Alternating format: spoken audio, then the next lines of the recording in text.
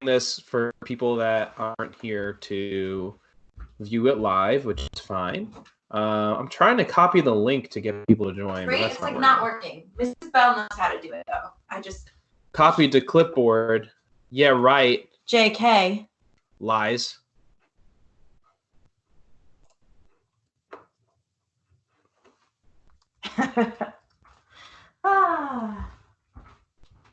Yeah, this didn't copyright. No, I don't know. We need Mrs. Bell. You probably just don't need. You probably just not need to make it in Canvas and just make a regular Teams meeting, and then you could type in their email addresses. Yeah, that's probably it. I would guess that's it. Listen, work in progress. We're experimenting. Let's check the chat. Chat. Chat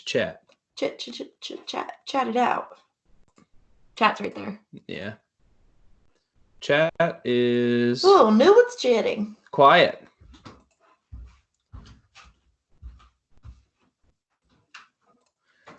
All right.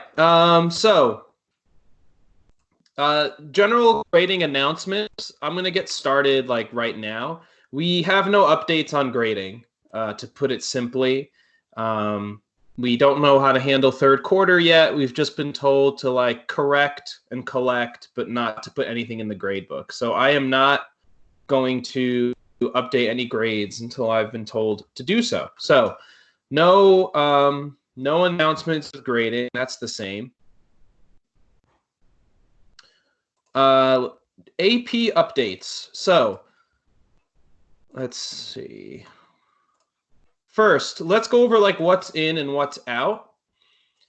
So this might not mean anything to you guys for the most part, but I'll show you what this all means. So the first, what is that, 8, 9 things on there are all still good to go on the AP exam. So history of the atom, like all the basics, atomic structure, all that stuff, stoic, solution stoic, gases, periodic table and electrons, bonding, thermochem, kinetics, and all of equilibrium.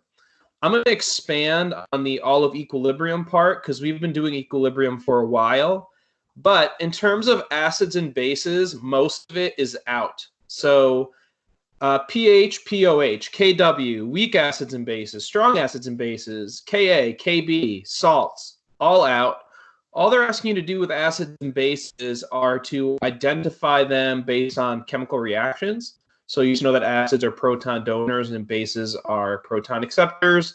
And then general rules with solubility, which is where it gets a little strange for me because you kind of need to know like strong versus weak a little bit, but that's what they insist is in. For buffers in KSP, you still need to know KSP, Q, precipitation, pH and solubility, and then you don't really need to know the ins and outs of a titration. You just need to know it in terms of stoichiometry. So if you were to react, so like question 1 on your AP Classroom multiple choice on this last quote test, that is what I mean by titration stoichiometry there. So you react like 100 mils of 0.2 molar base with 50 mils of 0.1 molar acid. What's out? That pH pK equation, equivalence point, half equivalence point indicators, all of that is out. I am still, as a teacher, holding you responsible for knowing that. So anything we've done in terms of this quarter, because a lot of this buffers and KSP stuff we did before all of this craziness started, I'm still holding you responsible for. So this is not a get out of jail free card. I don't need to do that multiple choice and FRQ stuff. What it is not going to be on the AP exam.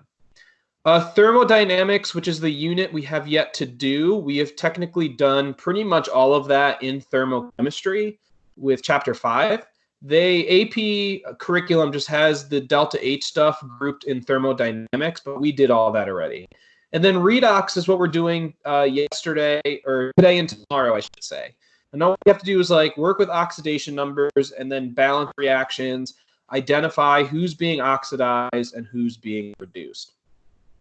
So those are the ins and outs of what's in and what's out for the AP exam. So really one of the most difficult units, which is what we just did, is totally out.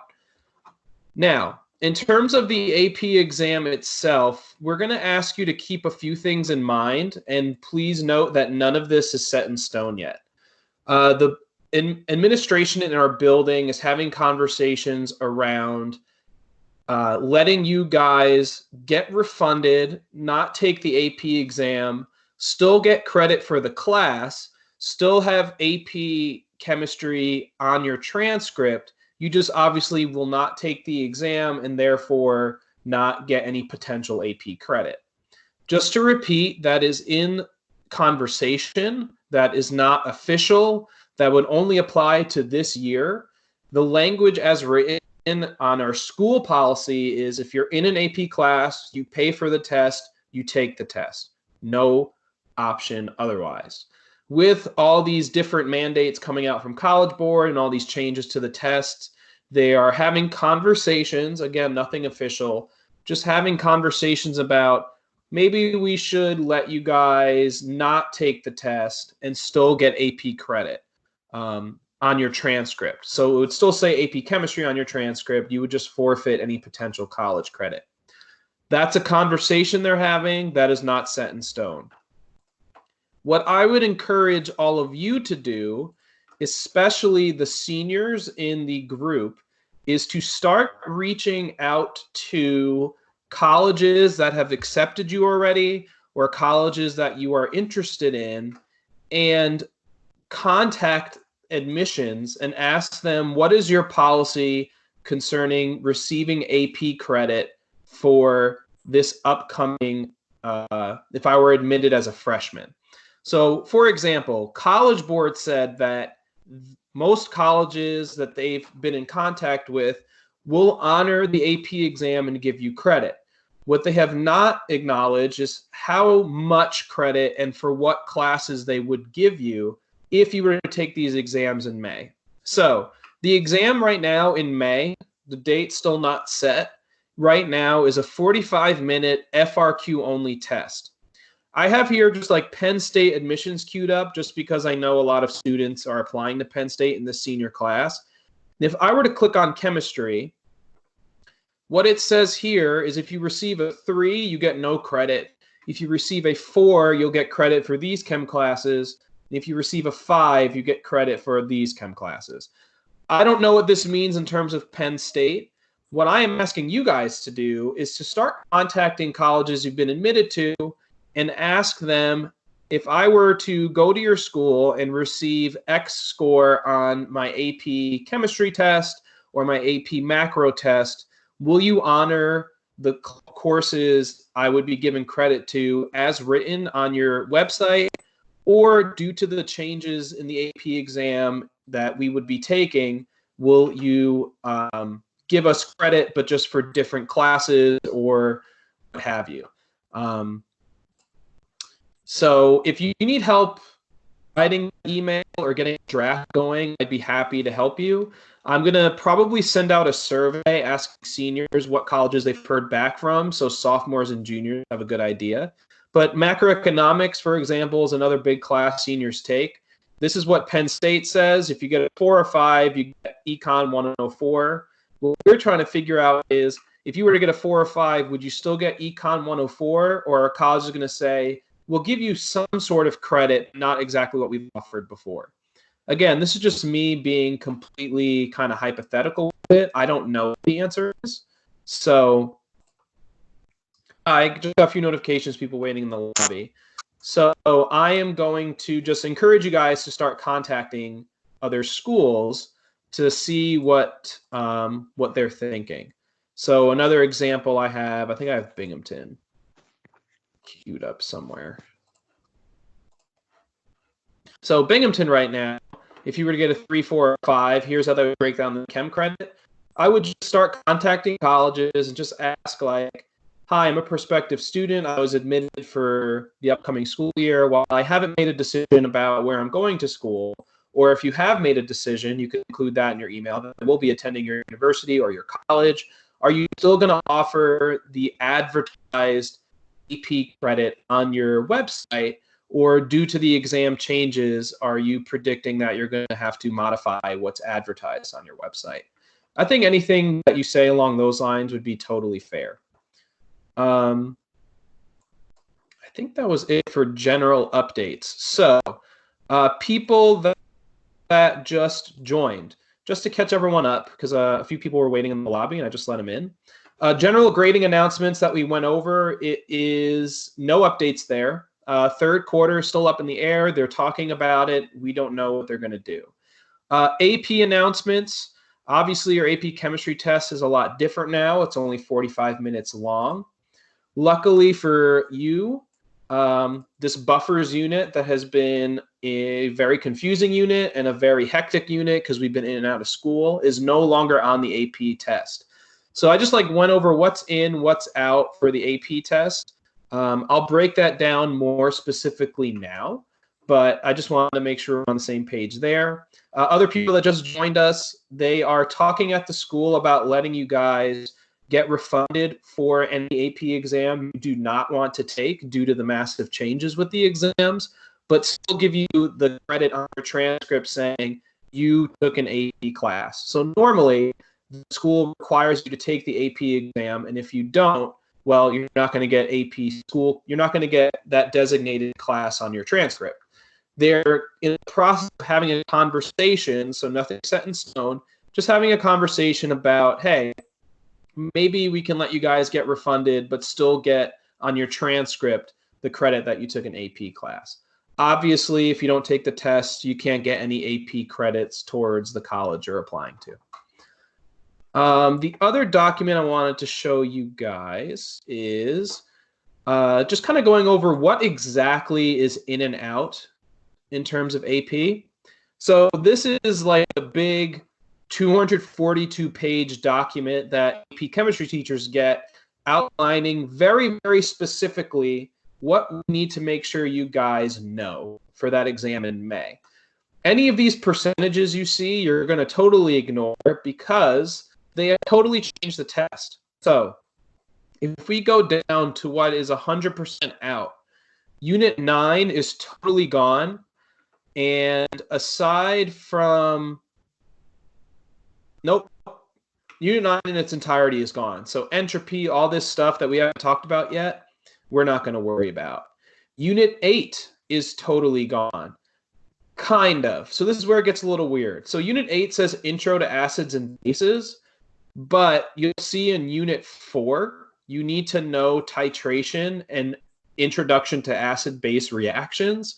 And I'll go over what the differences between those are. But pH, pKa, buffers, that equation, buffers, titrations, all of this stuff is no longer part of the AP exam. So luckily for you guys, 90% of this last unit, which has been kind of confusing, is not on the test. You still have to complete any work you owe for it for your grade in class. I'm still going to hold you guys accountable for that because we did get through most of it before this crazy out-of-school stuff started happening, but none of this is on the AP exam. In terms of what equilibrium is on the AP exam, you need to know Q, you need to know K, and in terms of K, you'll need to know KC and KP. And KFP. Ka and Kb with acids and bases are gone. So in terms of the stuff we were doing on this last test that we took, that was all about what they call solubility equilibrium. So that's KSP. So you still need to know that. You need to know common ion effect. You need to know basic principles of pH and solubility. So that is what we got into with you dissolved magnesium hydroxide in water, and then you add an acid, what happens? So basic ideas of that. So in terms of equilibrium, all of this is still on the test. Technically, acids and bases gets into equilibrium, but there's no weak acids, no weak bases. So this equilibrium part is no longer on the test. Thermodynamics is what we called thermochemistry, which is the unit finished, I believe, right before Christmas break or Thanksgiving break. And that's all the delta H, Q equals MC delta T.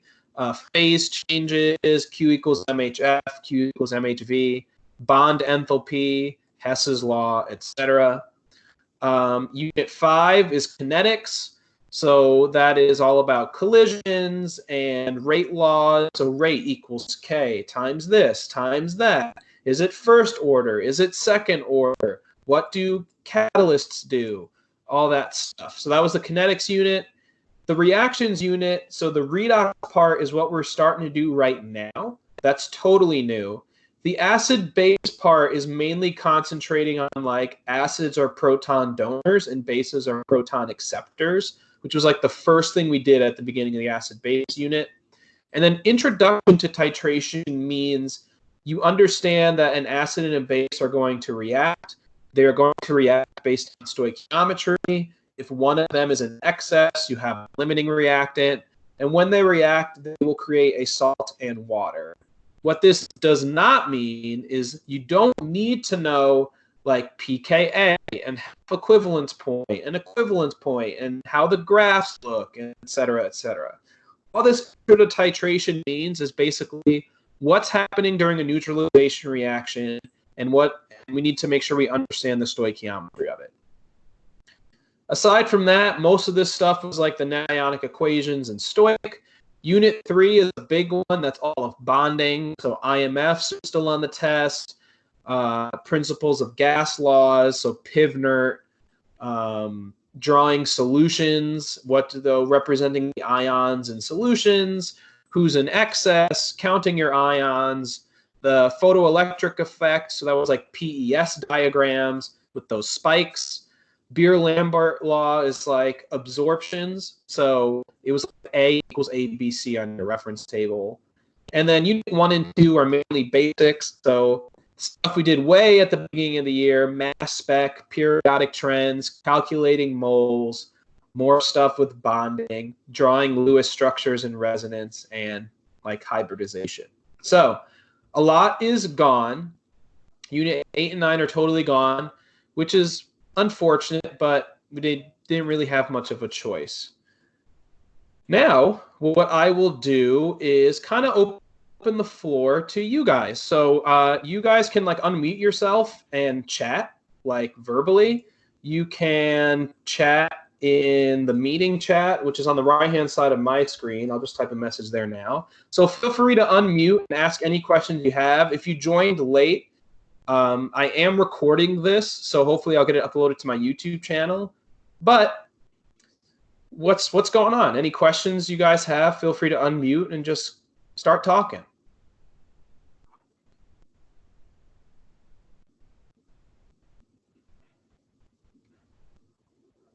Come on, someone's got to want to chat, right? Mrs. G's students were chatting before. You guys can join in. It's okay. What'd you say? I know, yours were very chatty. Mine are dead silent. Oh, I hear somebody. No, never mind. They changed their mind. Camera's on. It's okay. I just look cool. I'm in a differential equation here, Mr. G. Ready? Girls just want to have differential equations. Yeah, well, I'm in my 6th different sweatshirt that I've put on, so who's winning?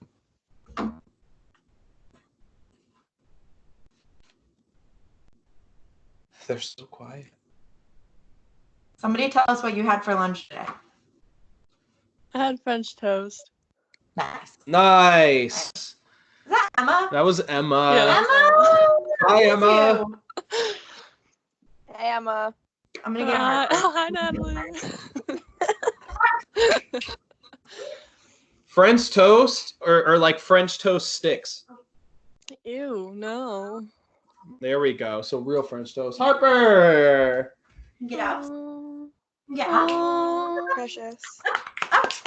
Nope. All right, see ya. How you doing, girl? Can you say hi?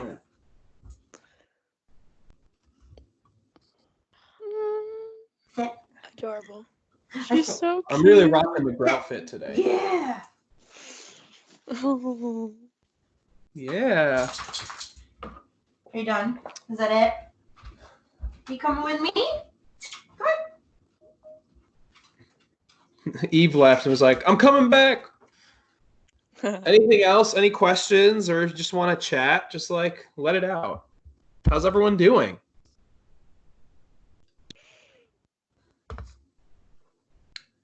Nice.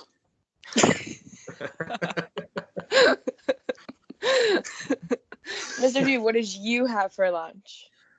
I had an omelet with peppers, onions, spinach, tomatoes, and cheese. So 3 eggs. healthy.